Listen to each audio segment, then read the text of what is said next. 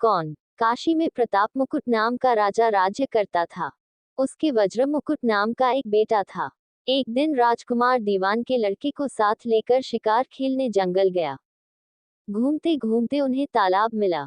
उसके पानी में कमल खिले थे और हंस किलोल कर रहे थे। किनारों पर घने पेड़ थे, जिन पर पक्षी चहचहा रहे थे। दोनों मित्र वहां रुक गए और तालाब के पानी में हाथ मुंह धोकर ऊपर महादेव के मंदिर पर गए। घोड़ों को उन्होंने मंदिर के बाहर बांध दिया।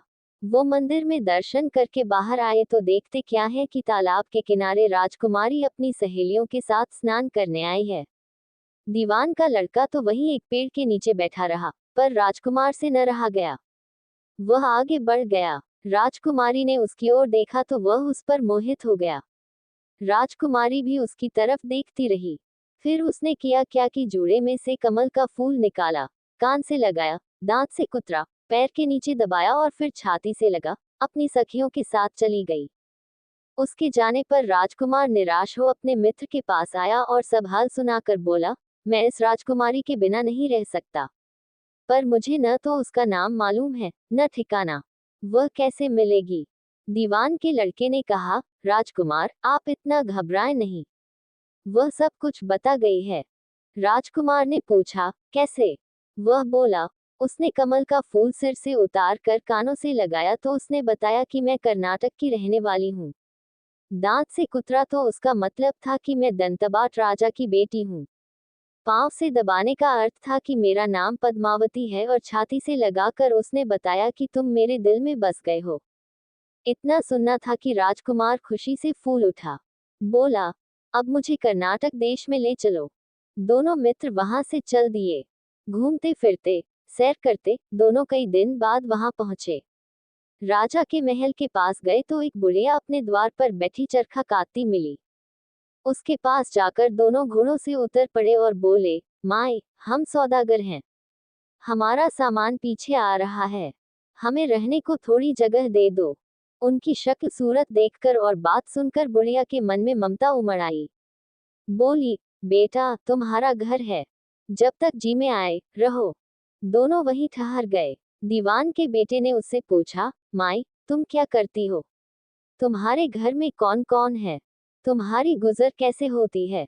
बुढ़िया ने जवाब दिया, बेटा मेरा एक बेटा है जो राजा की चाकरी में है। मैं राजा की बेटी पद्मावती की धाय थी। बूढ़ी हो जाने से अब घर में रहती हूँ। राजा खाने पीने को दे देता है। दिन में एक बार राजकुमारी को देखने महल में जाती हूँ। राजकुमार ने बुढ़िया को कुछ धन दिया और कहा, माए कल तुम वहां जाओ तो राजकुमारी से कह देना कि जेठ सुदी पंचमी को तुम्हें तालाब पर जो राजकुमार मिला था वह आ गया है। अगले दिन जब बुढ़िया राजमहल गई तो उसने राजकुमार का संदेशा उसे दे दिया।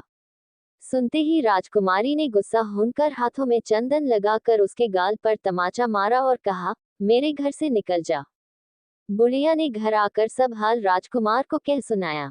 राजकुमार हक्का बक्का रह गया।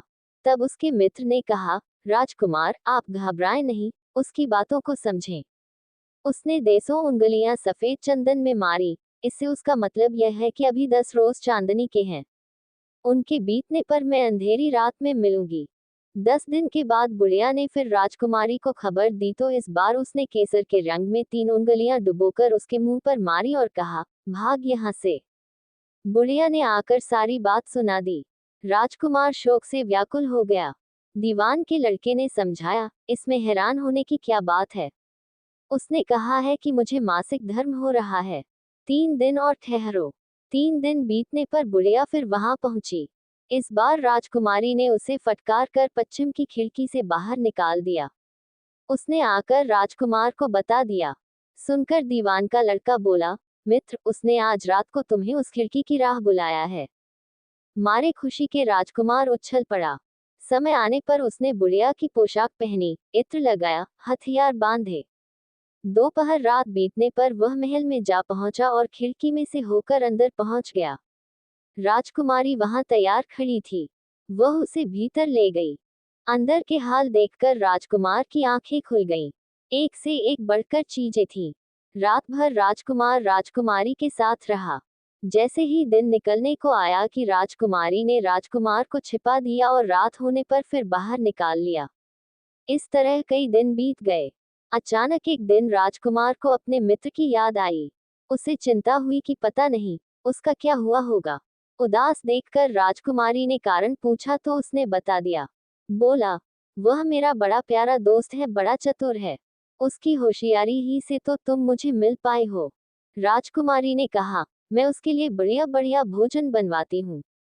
तुम उसे खिलाकर तसल्ली देकर लौट आना।